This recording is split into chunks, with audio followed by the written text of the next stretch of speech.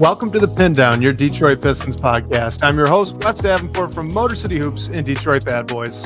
And I'm Blake Silverman, writer for Detroit Bad Boys, covering everything Pistons, and news writer for Sports Illustrated. And we are coming to you guys live right after the Pistons' really kind of fun win there against the Boston Celtics. They beat them 119-113. Started off kind of slow, but got a little bit more exciting as that game went on and progressed. But before we even get to that, Blake, happy 100 episodes, man.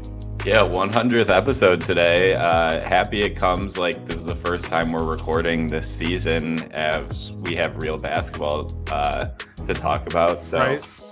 Happy 100th. It's been a fun ride, wild ride. We've been through the ups and downs. We started like at the biggest down, I'd say, for the 14-win season, But now we're climbing up. So yeah, it's awesome. Nothing like starting a new podcast and immediately covering a 28-game losing streak. But hey, you know what? We're on the other side of it now. The Pistons are fun. They're entertaining. I mean, honestly, I don't even think they played a fantastic game here against Boston, and they still find a way to pull out the win. You could probably say pretty similar against the Rockets as well. I don't think we've had through these first three games a like complete and 100% version of what a Pistons win can look like this season. So they've not hit that perfection yet, and that's to be expected, right? We're just 3 games in. So yeah, we're sitting here at 2-1. What do you think about the game here this afternoon? Yeah, I mean, slow start, like you said, but the team bounced. Honestly, I thought where the game changed, it was the first subs when like Isaiah Stewart came in and he knocked down a couple threes, and he's had a really strong first few games. And I believe Ron Holland came in with him too. I thought they just sort of brought the energy and flipped things around a bit. And obviously there was a big lead to work back from. And then Jalen Duren had a rough start, but the second half, he was just pretty like getting to the line. He shot 13 free throws. He ended with 24 points and 17 rebounds. So it was nice to see him bounce back from that. And he was in some foul trouble as well. I think he picked up his 4th, like pretty early in the 3rd, and he ended with 4 fouls. So he took himself out of the game at times, but it didn't matter in the end when he was, really just going off and the Celtics didn't know what to do with him. So overall, I thought it was a strong game. It wasn't even the best Cade game, but like he ended with 25, 8, and 3. So it's still putting up those numbers, even though he wasn't as efficient from the field. He shot 8 for 18 from the field, 2 for 5 from 3, which is nice. But yeah, I totally agree. It wasn't their best performance, but to get down, I believe the most was like 17 points and find a way to come back. I thought it was really like the energy that those bench guys brought in. Even Javonte Green put in some good minutes. And then the starters were able to find it later on to eventually pull out a win against this year, a Celtics team that you should beat. Yeah, I mean, I'm just going to say, I think Isaiah Stewart might be the 3rd best player on this team. Like, I know he didn't put up an amazing stat line here against Boston, but that man's impact on the game is just through the roof. You feel his presence when he comes in. Asar Thompson's so good defensively, so I can't say that he's their best defender, but he's their 2nd best defender on a team that also has Ron Holland, who's playing out of his mind defensively as well for a second-year guy that's only 20 years old. So, I mean, I've just been so impressed with what we've seen out of Isaiah Stewart. I wish he played more than 21 minutes tonight. I mean, we're at that point already, just 3 games into the season. Like, I don't really care how it happens. I'm not picky about it. I'm intrigued by doing the little bit of too big stuff that they go to every now and then against the Rockets here and then against the Celtics, just to get Stu out on the floor more, man. He's just been so good, and it's been so fun to watch. I'm hoping he stays healthy and can keep it up. So knock on wood there. Yeah, really happy to see he's back shooting the 3. That's something we talked about a lot before the season. He already has 2 games where he's made 2 threes, and he made a 3 in his other game too, where he didn't do all of much offensively. I thought, like, I would have liked to see him play a little bit more. I thought he was he was really the key in having the Pistons like come back in the first half and eventually take the lead. And I think JB kind of used him in like just 2 long stints. And I thought maybe he came out, I want to say, with like 8 or 9 minutes left in the fourth. And I thought maybe he would be saving him in case Duran picked up his 5th foul or fouled out down the stretch. And then that didn't happen. And Duran was playing really well. So I think it might have been a product of that. But yeah, I guess that's like a good problem to have. And like Mimsy brings in the chat, JB was letting Jalen Duran work through his fouls because he had Isaiah Stewart, and we saw Paul Reed have a great game when Jalen Duran got ejected against the Houston Rockets in their first win of the season. So it's nice to have that problem, even though I would have liked to see Isaiah Stewart be closer to like 25 minutes as well. Man, put him even up at 30. Like I said, at this point, I don't care. I don't care where or how he's getting them. Like, we're getting to the point with Stu where I know he only had 1 block here against the Celtics today, but he changed many more shots than that. And it's to the point where you're seeing like Peyton Pritchard pass on taking the floater because Isaiah Stewart's right in front of him, and instead trying to probe and find a kick out. And those don't show up in the box score, but man, is it impactful for a guy. I mean, by the way, Peyton Pritchard, nice game, 21 points. He had 10 rebounds for a guy his size. That's incredible. And 4 assists. So the fact that you could have a guy who's having that kind of night make a business decision offensively against Isaiah Stewart, who himself's only 6'8". Like, it's so fun to watch. The other guy I really wanted to shout out, how about Tobias Harris here today? He puts up 18 points, 8 rebounds, 4 assists. He wasn't the best from 3, only 2 for 7, but 50% overall from the floor. I think he's just been really solid here through these first 3 games, Blake. And I mean, when you're looking at this roster, and there is still so much youth, right? And we've seen, I think, from game to game, a lot of variability with even guys like Duncan Robinson, right? He was really cold in game 1, pretty hot in game 2, and then today against the Celtics, he goes 2 for 7 from 3. So kind of a rougher afternoon for Robinson there as well. So the fact that there's been that variability to be able to turn to Tobias Harris and the consistency he's been able to bring, I think that's another guy that, yes, he played 35 minutes. You probably could argue he should have played even more than that as well, just for the steady hand and veteran presence he's been providing for the team, I think. Yeah, and I'm trying to find the play right now, but he made that big tip in pretty late in the game. I believe it was off a Cade miss, and it just came at the right time, and sort of, it wasn't the dagger, but it sort of felt like one. So he's just been big as well, especially today against the Celtics. And he brings the team everything that they need, especially when your other vets are Karis LeVert and Duncan Robinson, who are coming in here for the first time and still getting used to it. Like we've seen with both of them, and Karis, we've only seen once. Or did Karis even play just today? once? Yeah, he didn't play against the Celtics. He's still hurt. I saw he was warming up, so I was confused. But yeah, we've only seen I think he was a game time decision, if I remember right.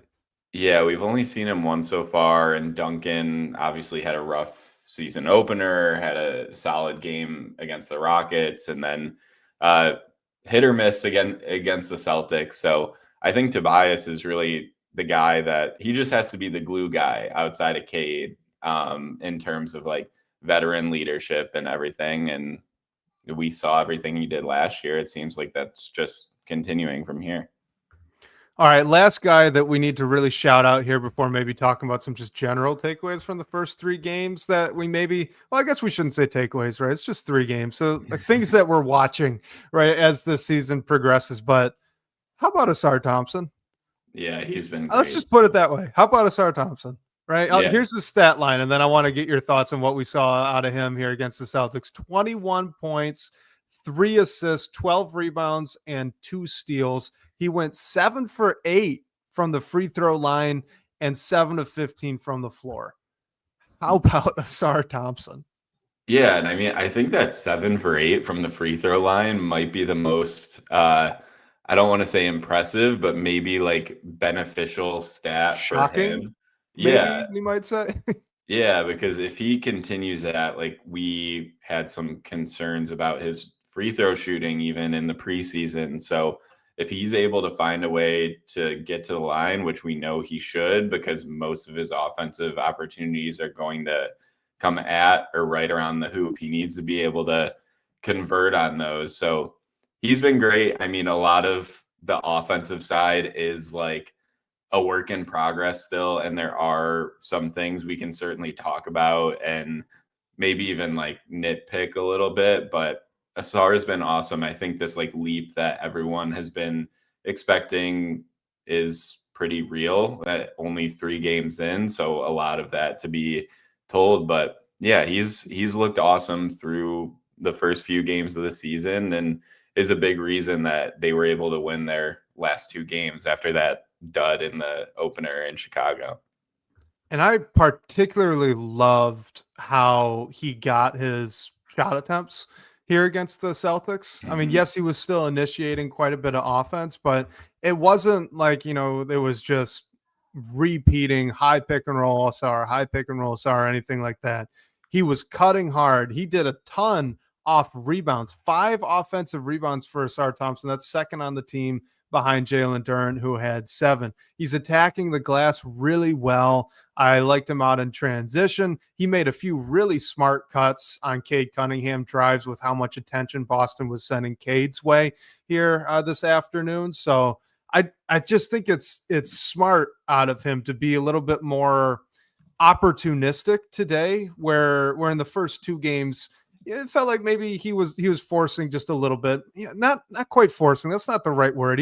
He was being aggressive, and you want him to be aggressive, but he was being aggressive in a creator sort of manner, where in this case he was hunting out his opportunities to find something, which I know sounds very similar, but in my head it's different. So that's what I'm gonna roll with, and hopefully that makes sense. But yeah, I loved what we saw from him today. And look, I know friends don't let friends use single game plus minus, but plus 15 for Asar Thompson and I mean, it's by matched far the the eye best. Like test. it's Yeah. it's double than the second highest, which is Tobias Harris at +7. So yeah, I don't like looking too much into that, but I think it's worthy to call it out specifically. Well, especially when it matches the eye test Yeah. so dang much like it did here against the Celtics. So, all right, before we get into some questions, and guys, if you are tuning in live with us, one, send in your questions there into the live chat. We're going to get to as many as we can. And then 2, hey, if you're here right after this show wraps up, we're going to be recording the Pistons Pulse over on YouTube as well. So, obviously, if you're listening on podcast, tune into that anyway. But if you're here live with us now, just keep the good vibes going, right? Let's just fill our evenings here with some Pistons basketball after a great win against the Celtics. But what I wanted to ask you here, Blake, was just what are some, maybe like 1 or 2 trends that you've seen through these 3 games that you're looking to see if they're real here over maybe the next week of basketball? Yeah, I mean, it's not, this isn't really a trend because it's been up and down over these first few games, but I'm just really interested to see where this team lands as a unit as 3-point shooters, because their first game just shooting under 30% from 3 as a team. Their second game in Houston, they make 16 threes, shoot 41% from 3. And then today against Boston, they go 9 for 34 from 3. That's 26.5%, but they find a way to win the game still. And we didn't even mention that Jaylen Brown scored 41 points. So they overcame that as well, in addition to what Peyton Pritchard did. So I'm just interested to see where the 3-point volume and efficiency will come from. We've seen Isaiah Stewart contribute already, but he's just taking like a few threes a game. We've seen Duncan Robinson get up a bunch of shots. Sometimes they go in, sometimes they don't. And it's just Malik Beasley was like such a great signing last year. You signed him on a 1-year deal, and he gets up there to is almost near the league lead in 3-pointers, and that's a huge asset, obviously. I'm still hopeful that maybe Duncan Robinson can maybe not be what Malik Beasley was, but at least take up a good chunk of that volume and hopefully makes. But it'll take him some time. So I'm interested to see like if he's going to turn into that, and overall, like will how will Tobias shoot from three? Will Cade take an additional step as a 3-point shooter? Like what will Ivy be when he gets back? Because the up and down from distance, I feel like will be tough to sustain. They were able to do it today, which is impressive. And you're going to have to figure out ways to do that when you have Jalen Duren, Asar Thompson, and Ron Holland still like figuring it out from three on your team. But we know that like you got to keep up from three to be able to win in this league. So I'm interested to see what it looks like this year, because I feel like it's going to be pretty vastly different from last year. Well, and that's kind of what we had talked about a little bit going into the season, right? I mean, it's not that the spacing is horrible for this team. It's just that it has maybe taken a little bit of a step back, and that's solely because when you look at this roster, there's really only one gunner. And last year they had two, right? Not only is Duncan Robinson trying to replace a bit of Malik Beasley, but also some of that Tim Hardaway Jr.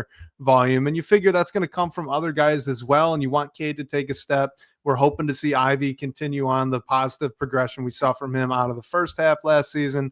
Maybe Ron Holland takes a step. He was 0 for 4 to this afternoon from three, but I think the first two games looked a little bit more promising than that. So it's not like it's a lost cause, right? But it is going to be interesting to see how they adjust to not having maybe that outlet kind of player that Tim Hardaway Jr. and Malik Beasley both were. They've got one of those guys.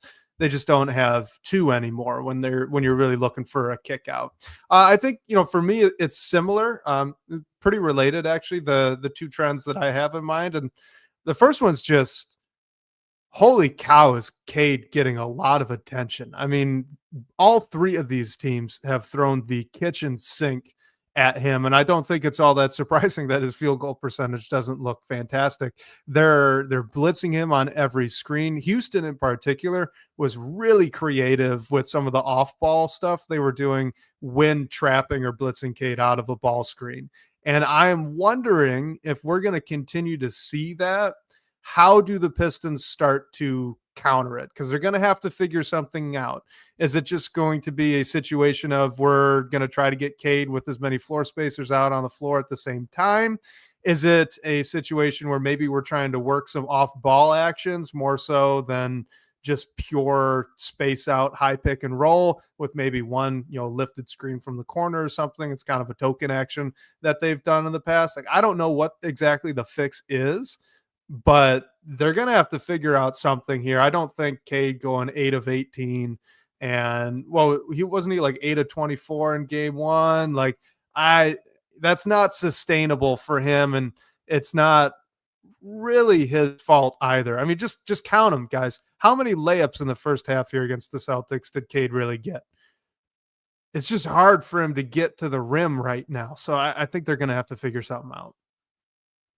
Yeah, and I mean, that's why the Jaden Ivey injury is such a bummer, and hopefully he's not out for too long and he's back as soon as possible. But I think when he's back, and if he is in the starting lineup, whether that happens immediately or give him some time to ramp up, I think it'll just help Cade, because you have an extra guy who can create on his own a little bit, get to the hoop, and beat a lot of guys on the first step. So if Cade gets the double team, and hopefully Ivy can take advantage of that somehow, because it is like, honestly, it has seemed a lot of the time like Cade is out there and the rest of the guys like just, I don't want to say can't dribble, but there's just like not a lot of creators out there on the floor around him. And that's what makes it hard. And I think as a team, they've weathered it pretty well, and Cade's been able to get his own, even with the defense that has been sending at him. But yeah, I feel like it's somewhat expected and we saw it last year, and we're just going to continue to see it with him. So yeah, it's just about getting around it. And I think if you do, like, when Ivy comes back, or if Ron Holland continues to prove in that way and plays alongside Cade a little more, like, that will only help just guys who can dribble, pass, shoot around him. All right, last thing I want to throw your way here before we get into questions, but am I wrong for saying the three, I'll expand it. The four best players through 3 games on this Pistons team have been Cade Cunningham, Asar Thompson, Isaiah Stewart, and Tobias Harris, and I'd say in that order. Is that fair? I think so. The big performance from Jalen Duren today makes that a little hard. But yeah, and I think you can go at it a bunch of different ways. Like, Ron Holland has been good at certain times too, and I thought he was one of the guys alongside Isaiah Stewart who really changed the energy in the game against the Celtics today. But yeah, Tobias, I mean, he hasn't been super like flashy other than today. I guess today was his best scoring game of the early season so far. But I think he's just still been the guy that you can go back and lean on. And I'm all with you with Stewart. I think he's just been incredible for the first few games. And I mean, shoot, like, Paul Reed deserves some credit too. Like, if Paul Reed was out there today against the Celtics or in the opener, like, he could have a case for that too. So I think a lot of guys have stepped up in different ways at different times too. But I think that's definitely a fair assessment. No, so the reason I was asking was just because we can focus it a little more to just 3, like Cade, Asar, and Stu, and I just wanted to throw Harris in there as well because he's been so consistent. But like, yeah, I feel like we've not seen that group specifically on the court a ton together.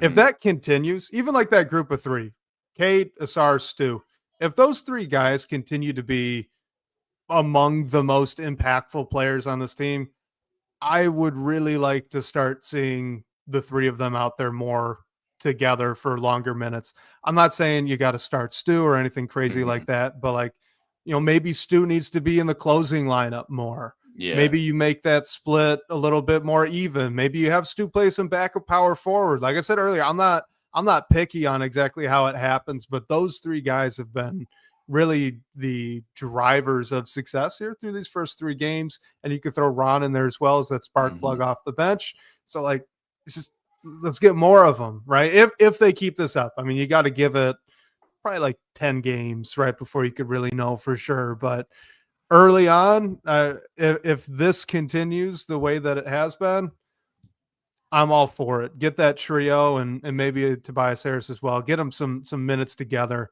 more often. I also think, in particular, offense looks a little easier for Cade to come by when Stu's out there rather than Duren. And that's not a product of Duren's, lack of shooting or anything in particular, more just the way that teams have been blitzing Cade. It's harder to do that with a 5-out offense rather than a 4-out, 1-in that you got to play with JD. So nothing against or for either player. It's just kind of a different skill set. One of the ways you could alleviate some of that blitzing pressure that Cade's been seeing is just play him with a space big instead of a roller and force teams to adjust to that. And then you could go back to the normal. So, nothing permanent there, but I'd like to see more Stu, Asar, and Cade. That's all I'm saying.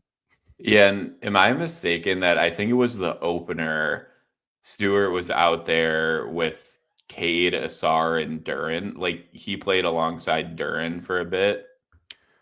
Game 2, I thought. I don't think he did it against the Bulls. I think they went to it against the Rockets, and then they definitely went to it again for a couple minutes here against the Celtics. Game 1 had the Cade, Holland, Asar, Harris, Stu lineup that really collapsed the lead there down the stretch.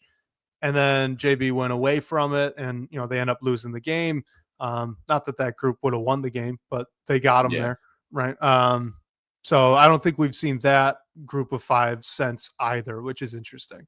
Yeah, well, I guess the main reason I bring that up is, like, I wouldn't have thought like if you want to see Cade play alongside Stewart more, I wouldn't have thought it would have been with Duren out there too, but it seems like JB is experimenting with that a bit. And like what Mims brought up in the chat earlier about having a competent front court off the bench, like that only helps him do that. And I'm not necessarily saying that like you should have a Sar, Stu, and Duren out there at the same time all the time, because Stu, excuse me, Stu has looked good from three, but he's not putting up a ton of shots. I mean, the ones he has, he's made and connected on at a really good rate, but I think that could make things harder for Cade a bit. But it is interesting to see Stu used in a way that's like, okay, he's probably not going to start. I think he's going to be the first man off the bench alongside Ron Holland for this team pretty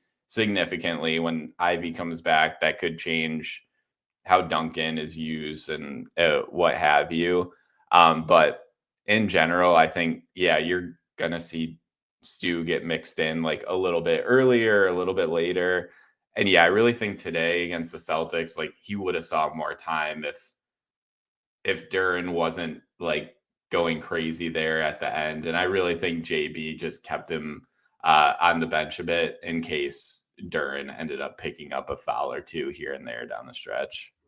Yeah, this is one of those good problems to have, right? Yeah. Like you've got a guy who's a little bit position versatile off your bench that, through a couple of games looks like maybe he's going to really push the coach and force his hand to get him more minutes. Mm-hmm. And, you don't care exactly how that happens. It's a good thing. So you just figure it out, right? The guy's earning more minutes. So let's see how many more you could get him. It's going to be a fun one, I think, to watch here as the season continues to progress. So let's get over to some questions. Let's look first to Mimsy313 from our live audience. It says, could Asar Thompson be a Jaden Ivey replacement?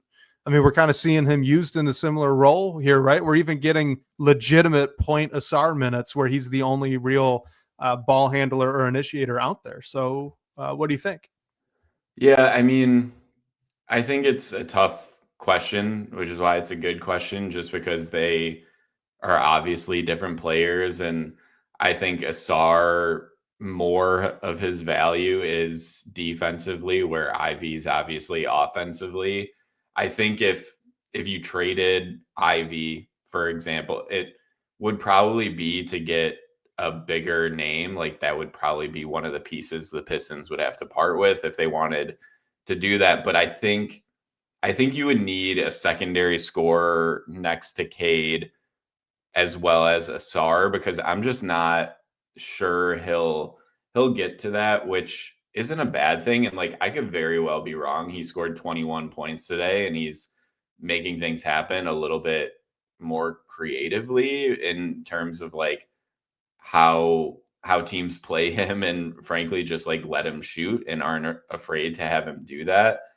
But yeah, I just think like you have to have a guy who can score at all three levels. And like Asar is never going to be that, as much as I love him. But I still think like if he was a number three, like that's a great number three. I just would think that in theory, at least in my mind, Ivy is like that number two guy for the team, at least scoring wise right now. And if he goes or things just don't work out and he keeps getting injured and everything, I would think that this team would need to bring in a secondary scorer, because I don't think you're going to get 20 points a night from Asar every night, to be fully honest.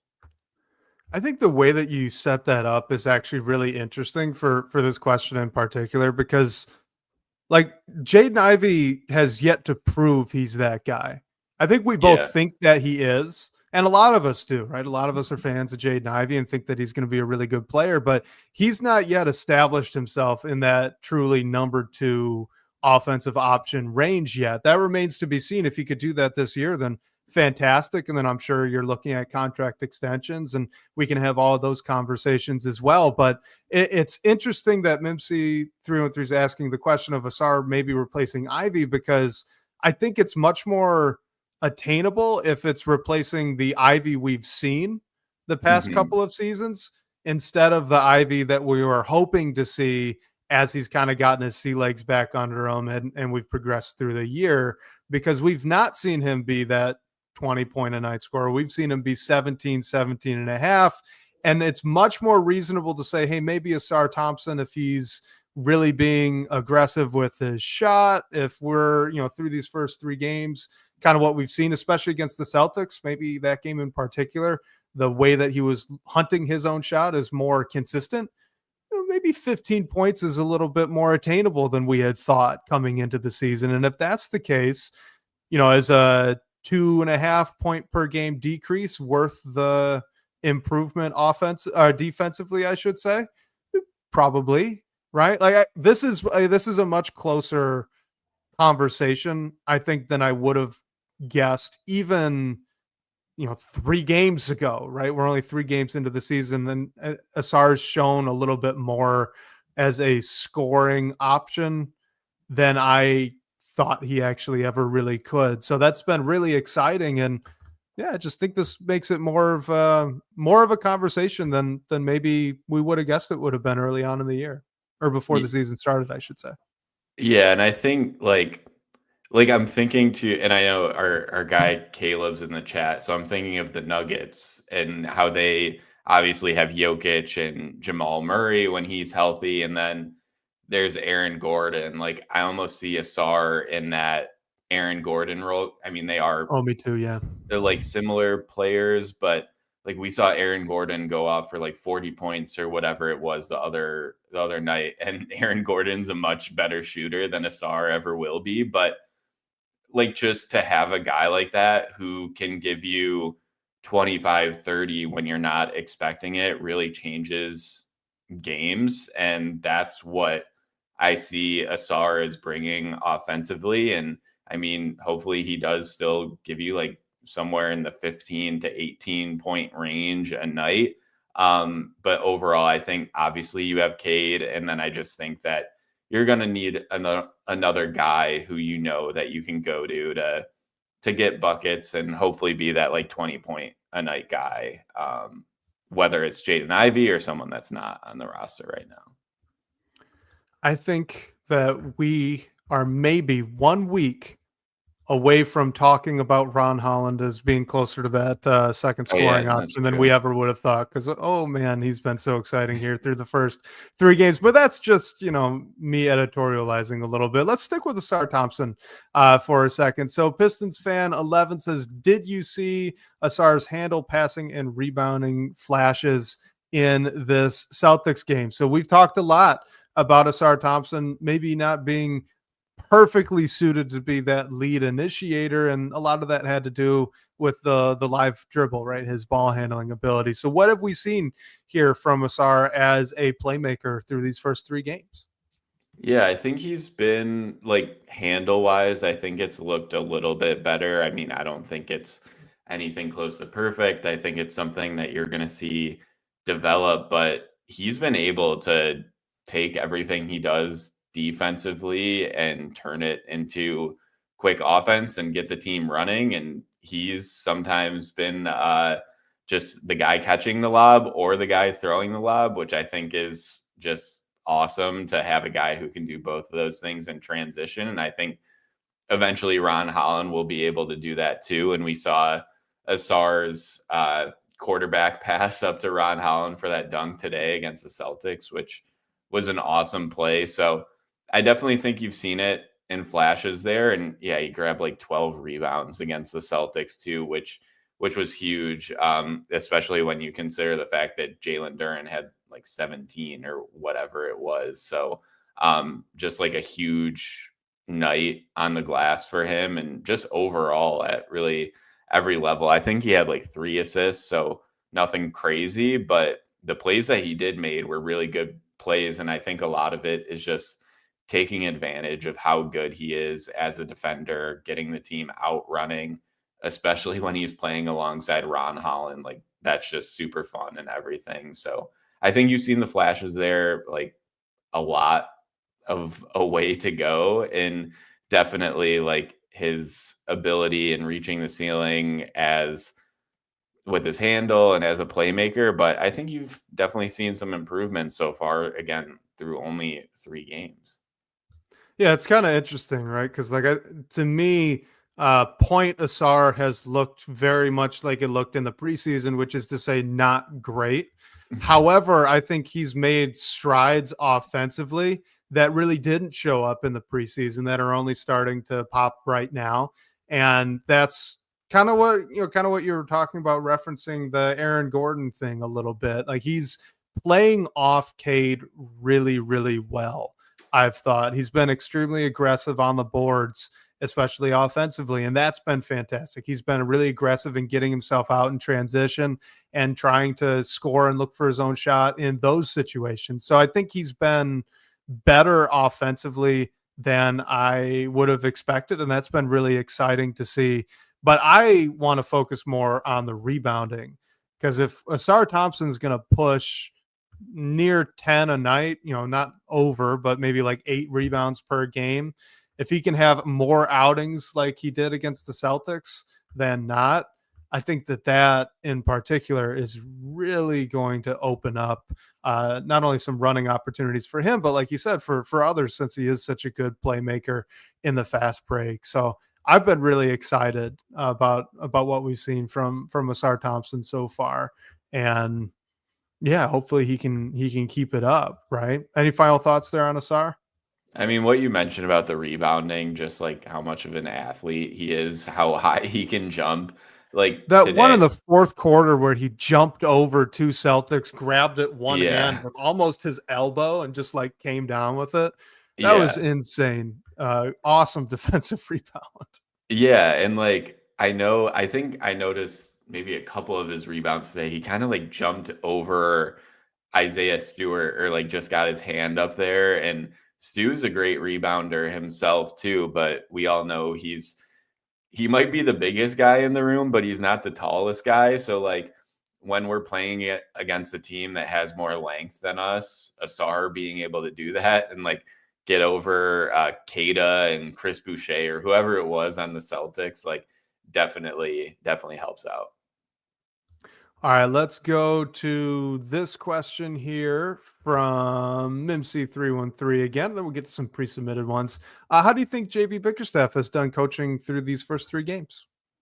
Ooh, I mean, I don't really think I have any complaints, honestly. And I mean, shout out to Bickerstaff for picking up his 300th win the other day against the Rockets, which I think the stat was like him and his dad are the only father-son duo to each have 300 wins. So that's a pretty cool accomplishment. But yeah, I think the first game, the one loss that the Pistons have so far, I think was just a dud. Like they came out flat. The Bulls were making a lot of shots. The Pistons shot under 30% from 3. The Bulls ended like 36 percent from 3, and they started off really hot initially. And I think JB made some adjustments down there. Like you mentioned that lineup, Wes, with like Asar and Ron and Stu that got the Pistons back in the game, and they beat the Bulls by 11 points in the fourth quarter. Unfortunately, it wasn't enough to overcome the early hole they dug themselves into, but I thought a lot of that was just the shots weren't going down. Like Duncan Robinson was 0 for 5 from 3, 1 for 7 from the field. That was Cade's 8 for 24 night, which was a credit to the Bulls defense for how they played him and everything and limited his ability. But I'm sort of chalking that one up to first game adjustments, new roster. Jaden Ivey's out. He hasn't played in a little bit, but you expected him to be in the lineup until late in the offseason. And I thought JB did a good job of getting the most out of his lineup to just get back in that game. And even today in the win over the Celtics, like when he brings in Stu and Holland initially, that really changed the game. The Pistons did get themselves into another big hole, but they were able to overcome that by how he asserted those lineups. Like I haven't really questioned like a timeout or challenge or anything yet. So I just have no complaints, and I think he knows how to use his roster, which like he did in Cleveland too. So I'm not surprised. Yeah, and I think it's also just like way too early to really Monday morning quarterback JB. At least, through these first 3 games, he's figuring out what his team can and can't do well either. So like, I saw someone in the chat earlier mention like Cade's getting playoff defenses here to start the season. Yeah, he is. And so OG unnamed YouTube user, nice. The original one. He says that JB needs to do something to help Cade out when they blitz him with 2 or 3 guys in the pick and roll. Yeah, absolutely. And I think that they will. I'm not sure that they really expected to see playoff defenses being thrown at Cade in the season opening games here in October. Like that's a bit of a shock, right? So let's give them some time. I think they're going to need to figure that out. JB has shown a aptitude of being able to solve some stuff like that in the past. So no reason to think that he won't now. They need to go to the drawing board a little bit, and I'm sure that they will. But let's talk here about those slow starts. So this is Ramester. I think it's Rames, but maybe had to get a new username there. But I don't know for sure. This, in the DBB comments, says we see slow starts all the time in the NBA when there are new players added, and chemistry can take some time here to develop. But is that what we've seen in game 1 and then subsequently game 3 as well? Or is there something more going on? I think it's like, I think there might be a little bit of both. There is a new roster. You have some key departures that, and you also have some, like one specifically key injury that you're dealing with. And then Karis LeVert misses 2 games when you expected to have him. I think a little bit of it is a chemistry thing, but I think a lot of it also is like you mentioned with the foul trouble and just getting into early holes. Like I think, and I mean, this just isn't just Jalen Duren and Isaiah Stewart, but I think even going back further to like other Pistons big men in recent memory, like it's been a struggle to keep themselves in games. And I think like Jalen Duren got into early foul trouble in the Bulls game, in the first game, and then again against like the Celtics, but he was able to overcome that, have a massive game, and just end the night with 4 fouls, even though he picked up his 4th early in the third quarter. So I think that's been it a little bit, like getting thrown off immediately, like getting hit in the mouth. And then you also have a player or players that are in early foul trouble. And it's like, what do you do here? We didn't expect this to happen. And I think Cade a little bit too. Like we've seen Cade as a player just have some slow starts, and then he comes out crazy in the second half, which has happened a little bit so far this year, but I'd say like overall that got better in year 2, or I'm sorry, last year. And then I haven't really noticed it as much so far this year, even though it's still super early. But I think that's just, it might be like his makeup as a player a little bit, even though I think it has gotten better. And I think when you just bring all those things together, like it could result in those early holes. But I don't know. I think like it's definitely a big lesson that this team can take away from their first few games. And I just it's super frustrating to see someone take themselves out of the game really early. And I think you just have to figure out how to avoid that, which you can definitely do it. I mean, it's tough when you're a big man, but I think it's something that can be fixed. So I'm not like super worried about it. I think, that's kind of the thing with everything that's been going wrong here in those 2 first quarters against the Bulls and then against the Celtics is like, it's not fixable, right?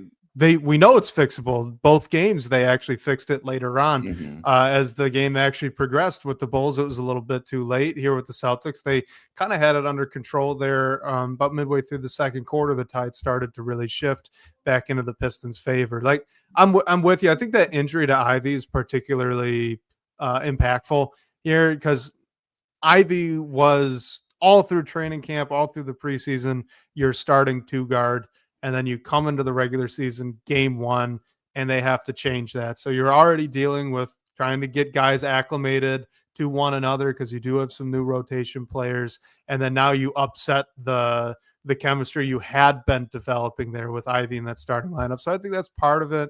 And then the other parts are teams blitzing aggressively, Cade Cunningham on any pick and roll action. And then at the same time, a lot of teams have been, this was true of the Rockets as well, kind of just ignoring Asar Thompson for stretches when he's out on the perimeter, and that's clogging up the paint as well. So I think you got those things going on offensively. YouTube user there in the chats bringing up Duncan Robinson being a bit of a step down defensively. I think that's been a part of this as well. So you've kind of got a little bit of the spacing issue that continues to pop up when you've got Asar and Duren out on the floor together. You're pairing that offensive challenge with a little bit of a defensive challenge with Duncan Robinson and then Jalen Duren as well, navigating out there together with low levels of chemistry because Duncan Robinson just comes in. Cade's turning the ball over a lot because of the defenses he's faced. Like, it's just kind of one of those comedy of errors, right? Comedy of bad things that are being thrown right at the Pistons right out of the gates. And they've just not adjusted to it yet. So, kind of there's something more going on, right? But it's not like it's not fixable. They've been able to adjust mid-game. They just need to have a better, not necessarily a better plan, maybe just a better expectation, right? Coming in to tip off to not be thrown off by that. It shouldn't be a curveball now after they've seen it for 3 games in a row. Yeah, and chemistry is one of those things that's always so hard to quantitate. We kept talking about how good the Pistons vibes were last year, and yes, that's they definitely were because we saw it. But if you're just watching the Pistons on their national TV games, you might not know that. So I think it's one of those things that's just super hard to tell on both sides of it, at least when you're watching on TV or even at the game. So overall, I think it'll just take some time. And I think there might be some ups and downs, especially as Ivy comes back from injury. JB figures out how he's going to use Karras when he's back, how the starting lineup's going to change when Ivy's back, so on and so forth. So I think overall, it is a little bit of that, but it also a big part of it is just how the roster is set up, and teams can take advantage of Asar and Duren being out there together to start games. And we saw what Nikola Vucevic did in the first game. So you could see that a bit. And I think it's just about how they adjust and how they get better at counteracting it. All right, let's go over to our guy, a fella who left us a fun voicemail question. Hey, it is not Fat Albert. This is a fella from the DBB Comics, and I wanted to ask you both, what has been your favorite Pistons play from the game so far? All right. See y'all.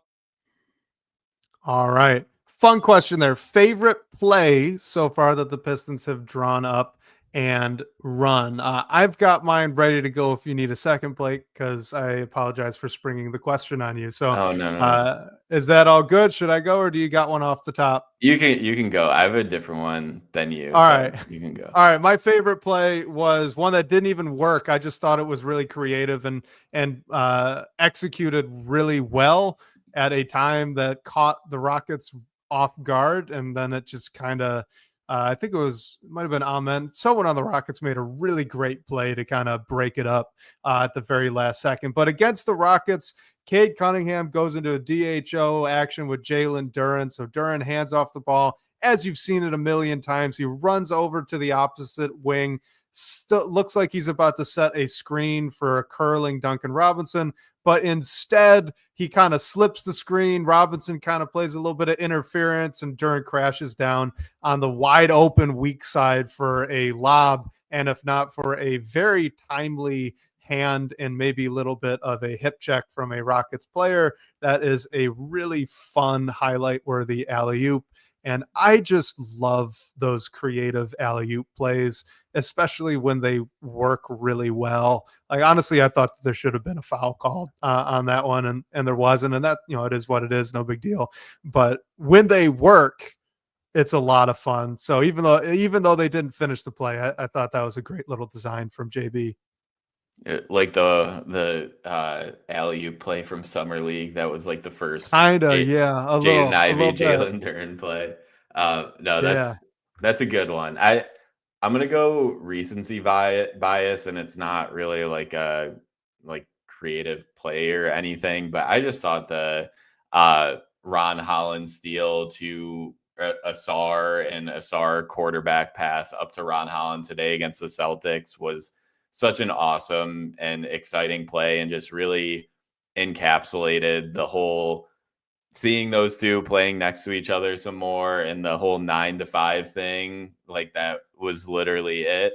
And Ron Holland has just been super impressive over the first few games. And I think that was the most exciting dunk that he had. It was right at the end of the third quarter, and just got a bunch of energy in the stadium for the home opener, which always helps the team pull it out. So not like a set play or anything, but I think that just showcased a theory that we all had, that we know the team had, and just seeing it in action, which is super exciting.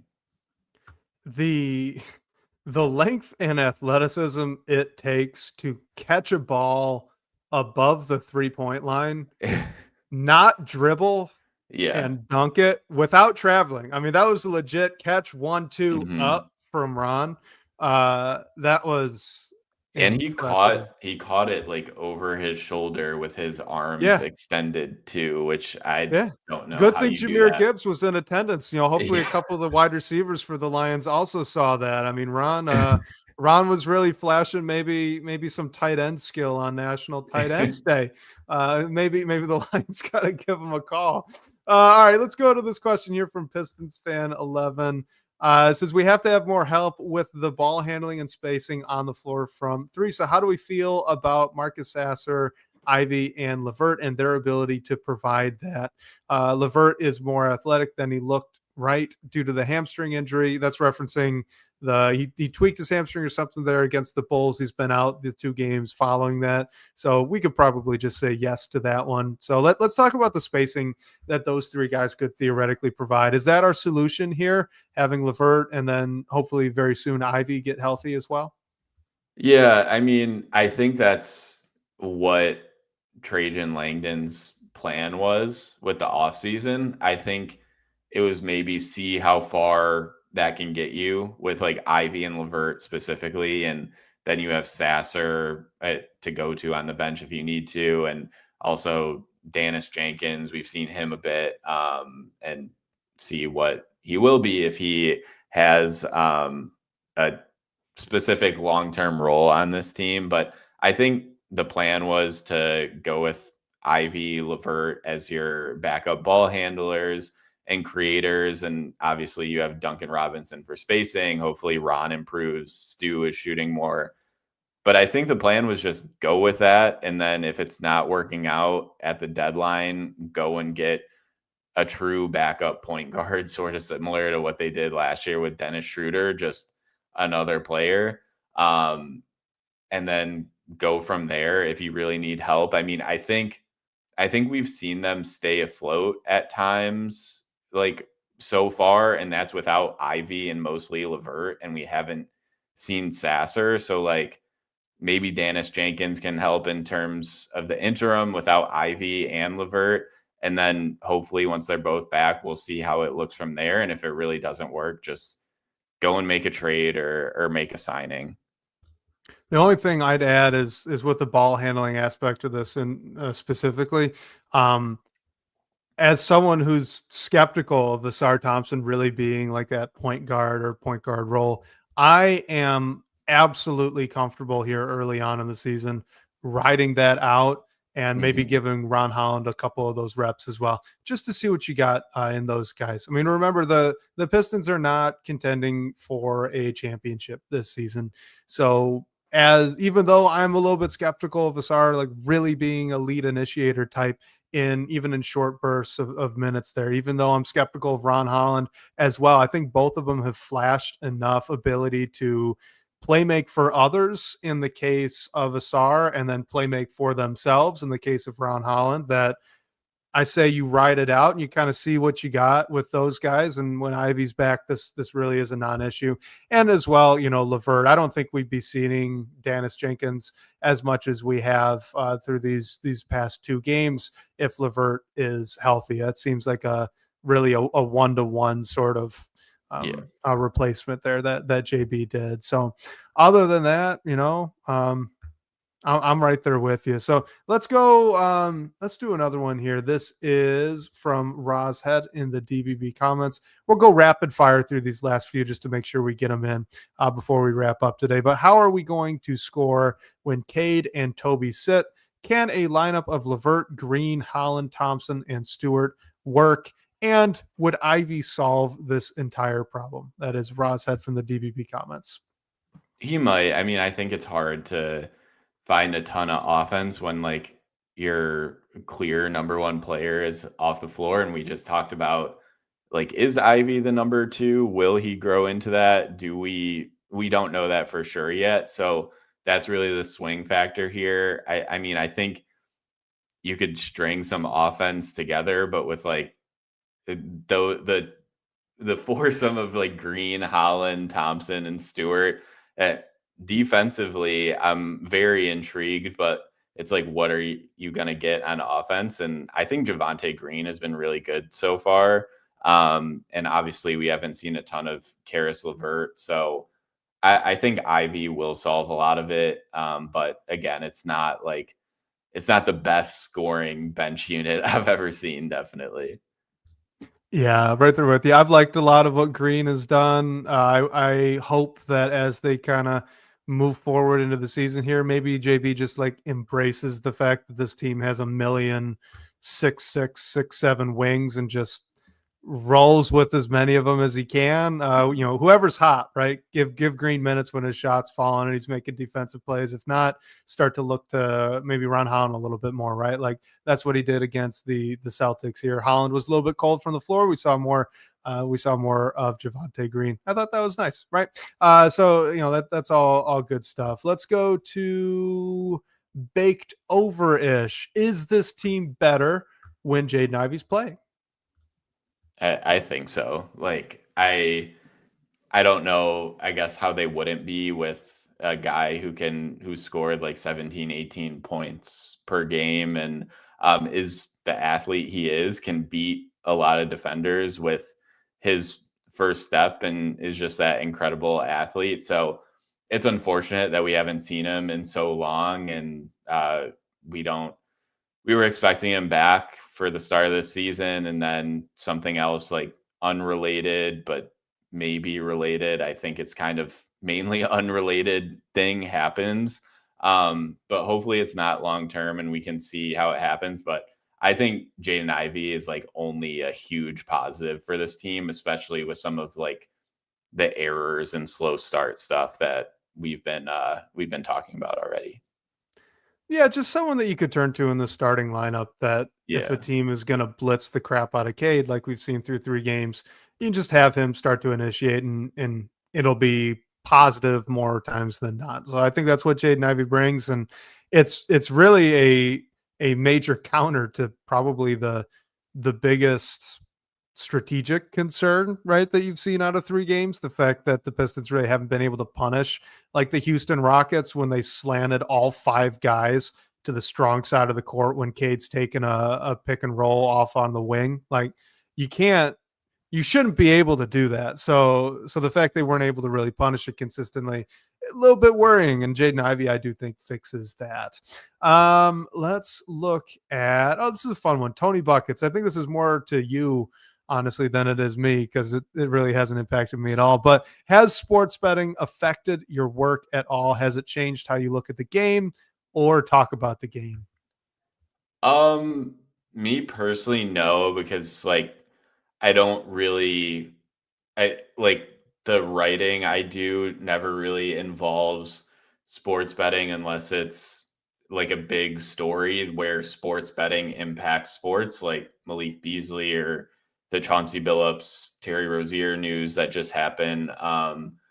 But yeah, I don't personally like, I'm not a gambling guy, so it hasn't changed a ton for me. Like I know it's out there. I don't know how you couldn't, because every other ad on the court and in like commercial break is for some sort of sports gambling company.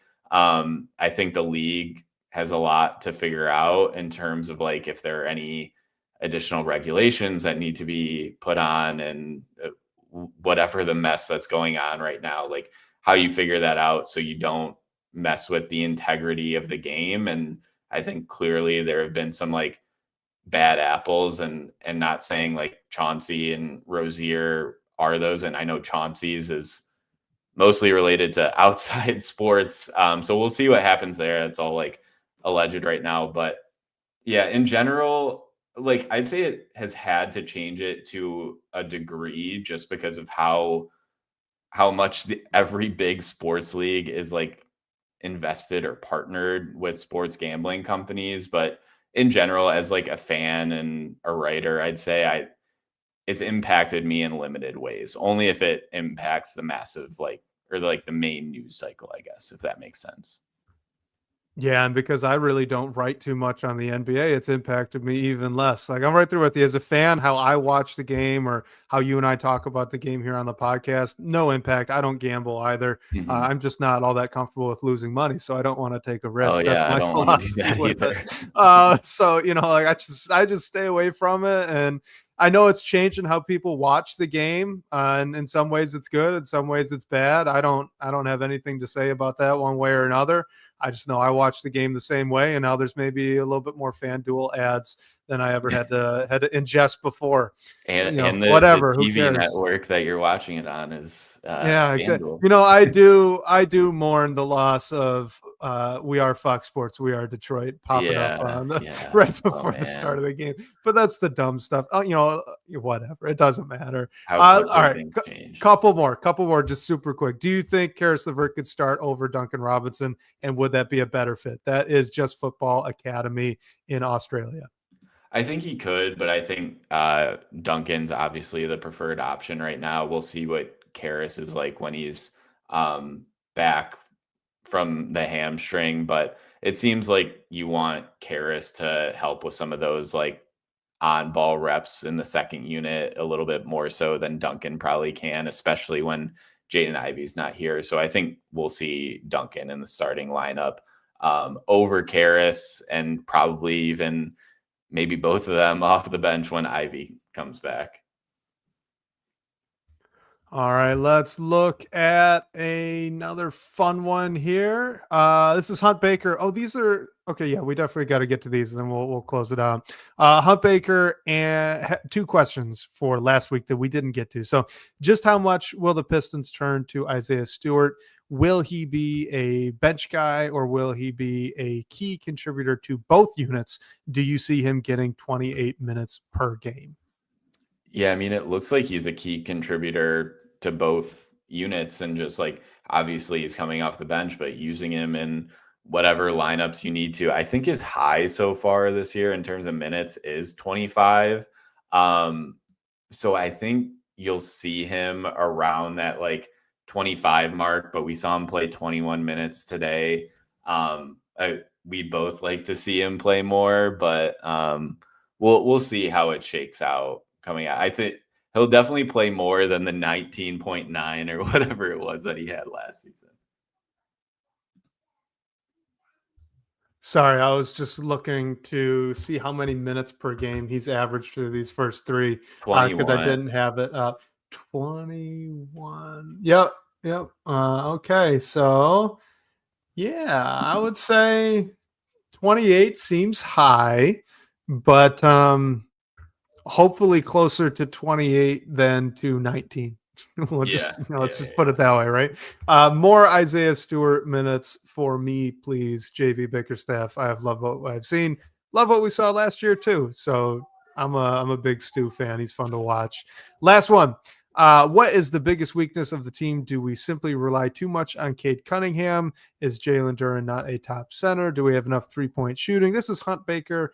Again, a question from last week. So what's the biggest weakness, do you think, of this Pistons team? Now that we're 3 games in, we got a little bit more sample to really talk about with it. Right now, I'd go back to like just the up and down of the 3-point shooting. And I know you're not going to shoot the lights out every night, but it seems like that's just going to be something to monitor for this team. And Duncan Robinson may come on and make that not really a question. And then similar with Karis LeVert comes back, maybe Ivy is a 40% guy like he was before he went down last year. So that might not be a question once we have a little more season under us. But right now, I'd say that's the biggest question for me. For me, and I think we've actually seen this a little bit through the first 3 games, there are a lot of very specialized players on this roster. Somehow it feels like more so than last year, though I'm not actually sure if that's true. It might just be that I'm more aware of it now that we're going into year 2 of a lot of the returning players that the Pistons have. But outside of Cade and maybe Asar Thompson, if he keeps playing the way that he has through 3 games, it's kind of difficult to construct a really good spacing lineup that's also really good defensively, and vice versa, right? It's kind of difficult to construct a lineup with a lot of, ball handling creativity and also shooting, right? Like it's hard to kind of pair those things together, which puts JB in an interesting spot when he's figuring out who is out there and who is not. And I do think it's been a little bit of a storyline with, just again, to go back to how teams are playing Cade Cunningham. They're able to do that because no one other than him is really a threat with the ball in their hands. Asar Thompson is looking like maybe he can be a little bit more than that, but even to the extent that he can create, it's not really out of isolation, right?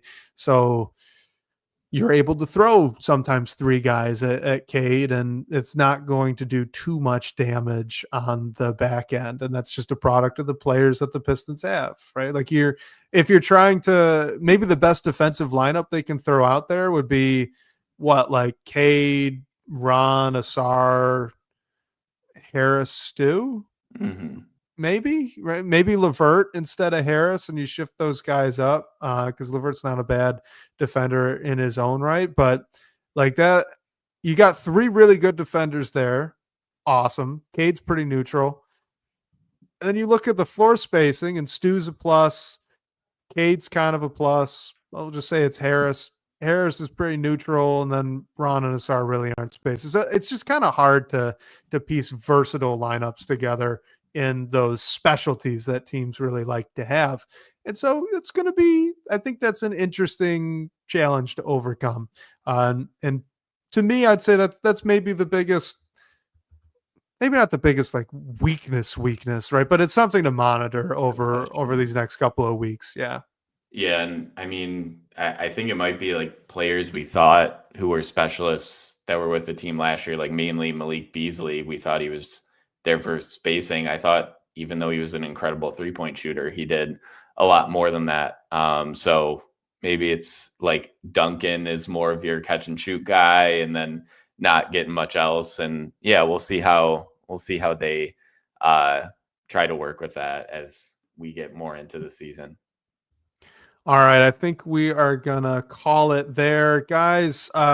Omari and Sean Windsor, because we're gonna have him on the Pistons Pulse as well. They both got caught up. Interviews ran really long, so unfortunately, I am sorry, there will not be a Pistons Pulse episode recorded right after this. You guys will have to watch probably some ugly Packers football. I mean, that's no fun. There's We're probably letting you NBA guys on down. tonight, right? Oh yeah, there you go. Who's playing tonight? That'd be a We better got game to watch anyway. There's a bunch of games going on right now. We're recording near 8:00 Eastern, and then the Lakers and Kings are playing tonight, as Okay. well as the Blazers and the Clippers. So a couple late Okay. night West Coast Yeah, games. there you go. If you're not Maybe thrilled with watch football. that instead of like, Aaron Rodgers playing football again, because Kirby Joseph picked him off, and we earned the right to not watch Aaron Rodgers on our screen in Detroit. So the Pistons Pulse will be on Tuesday evening. I believe will be at 8 p.m. Eastern time, but got to talk with the guys and I'll get that all scheduled up. So apologies everybody on that, but thank you for tuning in here to this episode, the 100th episode of the Pindown. And Blake, here's to 100 more. Yeah. Cheers to 100. And also, I guess, bummer that the Pistons Pulse is delayed, but at least for you, you're not gonna sit staring at your screen for a few hours in a row, which is a good thing. But yeah, and shout out to everyone who joined us, whether you're new, whether you've been us from the start. We obviously really appreciate it. Couldn't do it without everyone here. And yeah, shout out to a fella for using the voice line again. Reminder that anyone can call that number, ask a question, hear your voice on the show. The number for that is 313-355-2717. And special thanks to Sean Corp, the managing editor of Detroit Bad Boys, for supporting the show. And shout out to you guys for all the great questions and talking points tonight. We'll catch you next week, whether on your commute or live with us on YouTube. We can't wait to talk more Detroit basketball with you all.